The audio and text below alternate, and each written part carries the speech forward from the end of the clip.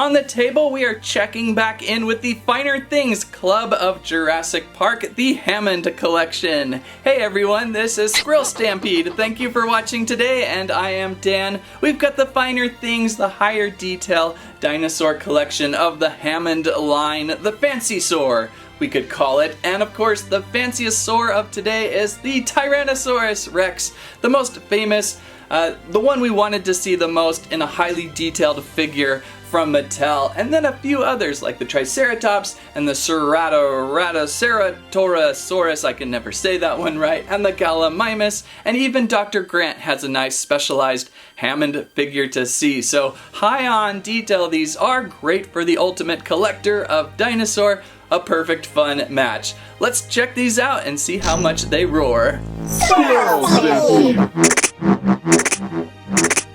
Okay, we start right off with the Hammond Collection Tyrannosaurus Rex, of course highly anticipated by most of all, if any. If this was the one dinosaur you would want, this was the one dinosaur you would get. The iconic Tyrannosaurus Rex in these really ultra fancy Hammond Collection boxes too. Love the packaging with these. Unfortunately, in many cases, not really reusable. Sometimes you place on a tail and then the dinosaur doesn't really go back into the box. An epic image of Rex here though, with epic power and colossal force. The Tyrannosaurus Rex is the ultimate carnivore when dinosaurs ruled the earth. That's where Mini Hammond was. He was up there trying to install that banner. And that I guarantee. Technically, the 3 3/4 scale figure of Hammond that just dropped is at scale with the Hammond Collection Closer versus the 6-inch figures that are quite tall, or they might even be 7-inch figures. Let's get the Rex out of the box.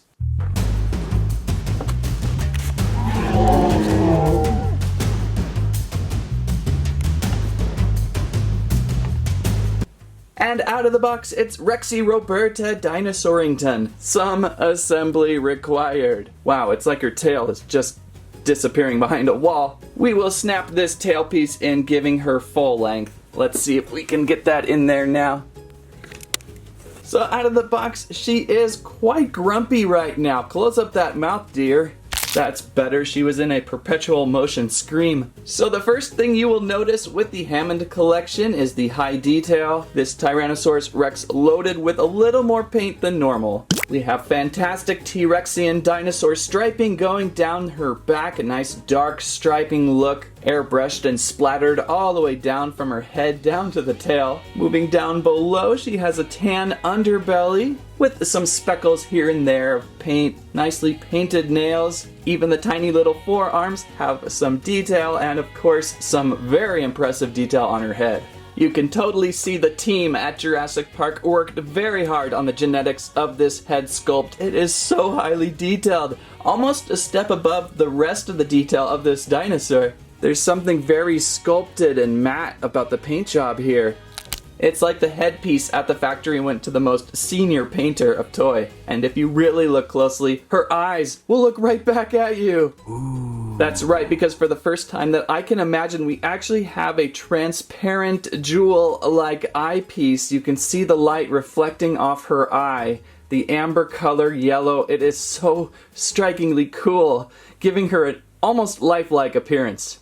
And then her tongue and teeth. Look, she's only halfway extended right now in the mouth feature. We've got teeth, we've got a painted tongue, and a walloping open wide mouth now, almost maybe more than 3 inches wide. And official measurements confirm the 3 inches. Plus, she is full of Hammond Collection articulation. What would you say, Hammond? At least 5 points? A jolly more than that, I'd say. So let's see if we can count them. 1 up here at the top of her head, 2 at the jaw, 3, 4 at the neck, 5, 6, 7, 8, 9, 10 for the forearms, 11, 12, 13, 14, 15, 16, 17, 18, 19, 20, 21, 22, 23, 24, maybe 25? I'm counting 24, 25 points in there. I doubled up a little bit with the double jointed knees. I singled up here with the double jointed back knee. You can sometimes count these as 2. depending on if you count a lever and a hinge. This tailpiece, I believe someone asked me about the tailpiece back here. This final piece right in here. There is some rotation, maybe. It's kind of stuck. I'm afraid to crack it. And the tail back here is a rubber, which you can give it a little bit of stretch. There is maybe a possible underwire in there, so you can swing the T-Rex tail a certain direction if you place her on a shelf maybe. It won't be much though, it kind of wants to go back straight. But all of these points on her back are articulated, really gives you a chance to wiggle your T-Rex. And then we have hips that extend out for reaching out into an awesome stance. And plenty of points there on her knees and hips, ankles, wrists, whatever you can call those joints. Plus 3 points in those forearms. Those tiny forearms have 3 points. So really quite impressed with what they accomplished with the Hammond series. Maybe the only issue would be kind of unsimilarity of the plastic styles of her body. Like her head feels like it's one style, a thicker plastic. You get down to her neck and it's this region is a hard plastic. Then we get to a soft plastic ring. Then we go back to hard plastic, another hard plastic midsection, hard plastic back tail, and then a soft tail in the back. So we're moving back and forth between plastic types, which feels a little awkward and can reflect light a little awkward, not making her feel totally uniform, if that makes sense. Her hips are also a hard plastic. Her knees feel kind of hard, maybe soft, actually in between there. Her feet have kind of a rubbery feel. So there's just some inconsistencies in the plastic style throughout. You'll feel that some pieces are just heavier. This section right here of the forearms feels a little heavier. Her head certainly feels heavier, but then there's certain feelings like this center that feels kind of lightweight and throws her off a little bit. So it's interesting how they kind of worked with different kinds of plastic to build up this Rex. It would have been really terrific had the full Rex been made of this head plastic here. This head plastic is more of the traditional Hammond Collection dinosaur plastic. We'll see that more as we go through this review, but a lot of the body here is more similar to what you see with a generic Jurassic Park, Jurassic World dinosaur. Anyhow, I think we gave Roberta a ton of screen time, Hammond. What say we bring out our next dinosaur? Mr. Arnold. The Triceratops. Many a favorite of dinosaur collecting fan. I always passed a little bit over on the Triceratops, as it almost felt like something you would see today, rhinoceros-like, hippopotamus in a way. Nothing as crazy as what we just saw with the T-Rex. But the Triceratops is usually one of the top dinosaurs on the list, having fallen ill from eating West Indian lilac. The Triceratops, Dr. Ellen Grant's favorite childhood dinosaur, makes an enormous mark on the Jurassic Park tour. And if you read the book, I believe it has something to do with little rocks in her throat, being able to grind up some of the ancient plants she should not have been eating, which Dr. Sattler figures out. Something like that. It's been a while since I read the book. Let's remove Trike from the pack and see what she's like.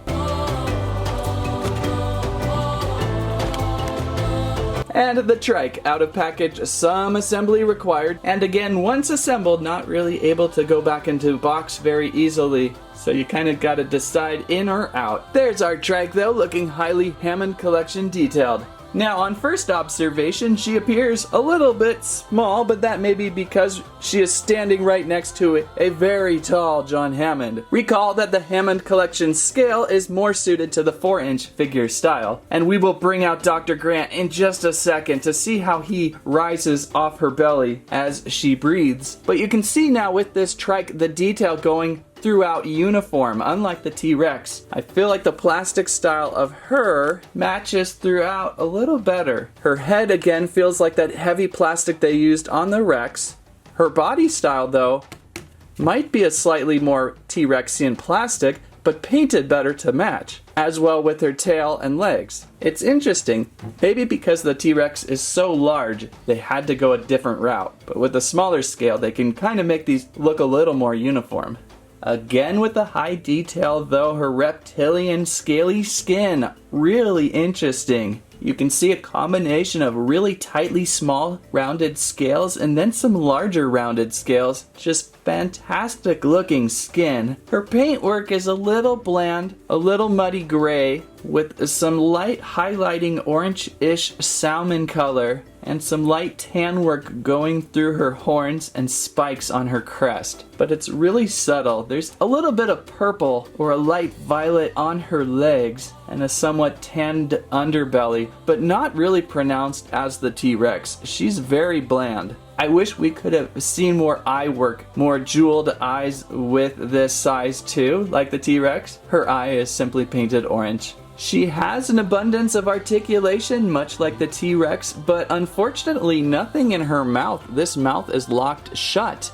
That's quite a disappointment. I was hoping to see her to open up, but we do have a neck head bob there and rotate, and we have a shoulder jointing and elbow, or are those hips? I'm not sure, and wrists by her feet, flat-footed feet. Back here we've got hips, and I do not believe these hips reach out. Well, there's a little bit, I take that back, not much. Knees and ankles, and a couple points there on her tail. But she's fairly bland compared to some of the other Hammond Collection dinosaurs we're seeing. Let's get out Grant now, that way we can kind of see a better scaling, as Hammond and John Arnold are so huge. So with the second wave of the Hammond Collection, Dr. Grant appears. And you'll recall the first wave of Hammond Collection figures had Ian Malcolm with a jacket. Now we've got Dr. Grant, and a bug is flying on my screen. What is this? Are we really in the jungle today? I feel like we're really in the jungle as it flies towards my face. So these Hammond Collection figures have been introduced to the series with supposedly higher detail, but not really. Grant looks kind of funny, especially the second headpiece, too young, and a couple extra hand pieces. Why is this hand? Oh, it's in a glove so he can hold on to the raptor there. On the back here, Dr. Alan Grant, Ian Freeze. It's clear that holding an infant velociraptor is far from the only surprises that awaits Dr. Alan Grant on his treacherous tour of Jurassic Park. This bug today, that's hilarious. We are in a jungle. Actually, it kind of looks really cool on the back here. And with these figures, you can replace into package, so that's handy. So let's get Grant out and compare his scale to the trike.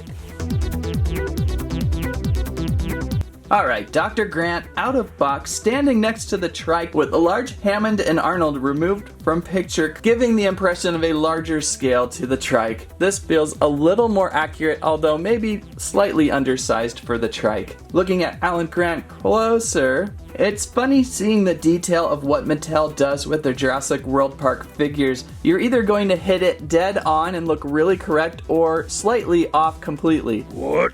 This is a more modern version. We've seen Grant before. I think they got his face better in the previous version. You get a little better detail with this current version, with his neck scarf appearing a little better, and his pants and his shirt being more detailed. But the head is really tricky, especially when they do the glasses approach. The glasses are always very difficult to pull off. This one, you almost get the correct look of actor Sam Neill. I know it's a little bit muddy, but you can kind of see his facial features in there. This one, I don't see him at all.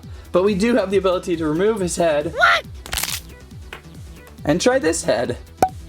Which, from certain angles, I almost see Sam, but not really. It's hard to see Dr. Grant in there. His hair doesn't look correctly. It helps to have a hat cover it up, so it's not exactly the most lifelike look of Grant. It is difficult at that scale, but it is fun. Some of the extras they threw in here. We've got a removable handpiece, and we can place on a rubber gloved handpiece and have him hold on to this tiny, tiny infant raptor.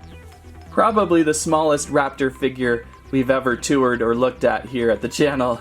And he's holding it like, "You bred raptors? Ah! Ah!" Something like that, if I recall. And then we actually have another hand piece. I didn't realize we can remove this hand side. And he's holding his signature raptor fossil claw. And he can kind of compare like, "Oh, this tiny raptor is going to grow into this giant raptor." Ah! So that's kind of his dilemma that happens at the park. And so we can also say, relive the scene where the trike is hurt, having a stomach problem, and Grant comes over here and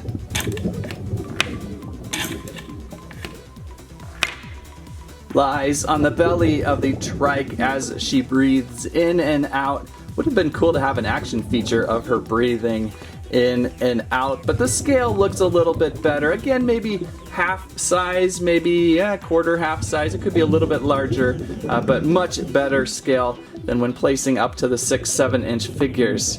And of course we have a oversized flare here to taunt the T-Rex and have her chase after you. Ah. So what do you got next, Hammond, in your collection? What will Mr. Arnold click on his computer for us to see next? Ah, it's a Gallimimus! That's right, Timmy, Gallimimus. We have not really gone through many Gallimimi under the channel. Believe maybe only seeing one in the Jurassic World Park line before, and maybe one in the Lego form. This Gallimimus, moving in unison similar to birds, the Gallimimus herd tries to evade the Tyrannosaurus Rex, the true Meatosaurus. Great, fantastic scene with 90s CGI. The Gallimimus pack smaller, so it gives you the opportunity to herd build if you require. You could probably pick up 3 or 4 of these boxes, maybe 5 or 6, or 7 or 8, or 20,000 boxes. You can be one of those people that only collect Gallimimus. But anyhow, the Hammond Collection Gallimimus, let's get out of box. More assembly required, usually involving the tail for some reason. Let's snap in this tail, almost like a key to a car with some of these. Which direction? Let's get the stripes up top on her back to match down. There we go. Oh, and she starts up just like an automobile. So the Gallimimus here, almost something of scale that we have seen before from the smaller Jurassic World, Jurassic Park single packs, but with a little more articulation and detail with the Hammond Collection style. Really quite nice looking, actually. The Gallimimus is really a fun dinosaur to look at. We don't see her very often, and when we do, wow. Look at this whatever you would want to say. So highly painted, detailed, orangish in color with a brown striped pattern down her back and a light tan underbelly. Usually we see that light tan underbelly with most of these. I like the contrast. She's got a good head face sculpt, and I like how her hips and front legs, they're kind of arc around her body, hug around tight. There goes that bug again into my screen. Get out of there. The Gallimimus has plenty of articulation too. At the smaller scale, a little bit easier to work with. Opening and closing mouth. See, even the Gallimimus has an opening and closing mouth. What happened with the trike? Head rotation, neck rotation, I should say, up on this top of the post of her neck, and then down below, you can really give her some funny looks. Rotation on those shoulder, forearms, and elbows too. She's got quite the grip. Oh, John Hammond just fell asleep. You know, he's pretty old. He kind of has some trouble lasting through these reviews, so we'll give him a few minutes of shut-eye. Back to articulation, we've got hips, knees, ankles, all going on in there to give her several running stances. It'd be fun to have a little display stand on her to kind of make a running herd of these. In fact, if you could have a display stand added with this, it would have helped out getting her into some running positions. Nice flat-footed feet, though, to give her a solid stand. So a good lower scale, small scale dinosaur size of the Hammond Collection to add in and throw around. Alright, Mr. Arnold, I guess it's just us. Grandpa, how about you click us in one more dinosaur for today? Grandpa! So we have, and I always have a tough time with the saying of this one, a Ceratosaurus. A Ceratosaurus, or Ceratosaurus. A really tough one to say, but this one might be the most colorfully painted Hammond Collection dinosaur yet. This one often seen with a very bright red head and back style. Kind of like a small T-Rex. I think we even see one in Jurassic Park 3. Is that what it will tell us? An unfortunate stench left by the Spinosaurus turns out to be quite fortunate for Dr. Alan Grant and others when they come face to face with the Ceratosaurus and Islay So yeah, there was a great running back and forth scene, right, where they run into a hunk of dinosaur torso and then the Ceratosaurus kind of pops its head up and they all scream, giving this dinosaur a nice feature. Oh, and this one nicely labeled Jurassic Park 3 on the back. I like how the Hammond Collection likes to point out which movieverse these are from, as certain dinosaurs get certain screen time in certain movies. So let's get Certy out of the pack. and more tail assembly required. This one, much like the Gallimimus, with the key fitting this tail in the proper direction. And I think we got her. Alright, Google, help us out. Ceratosaurus. Ceratosaurus.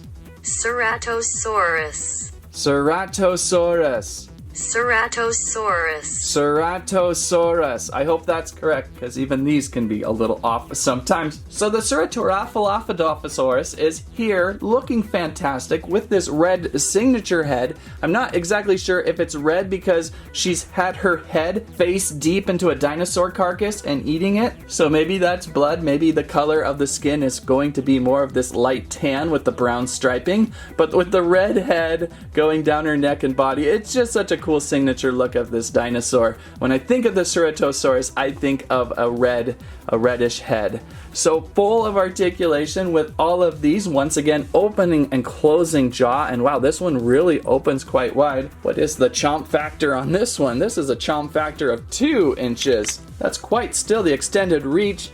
Closing that up, we've got, very similar to the T-Rex, several collars here on her neck. There's one here, and we've got 2 points, a shoulder and an elbow for a little bit beefier arm style.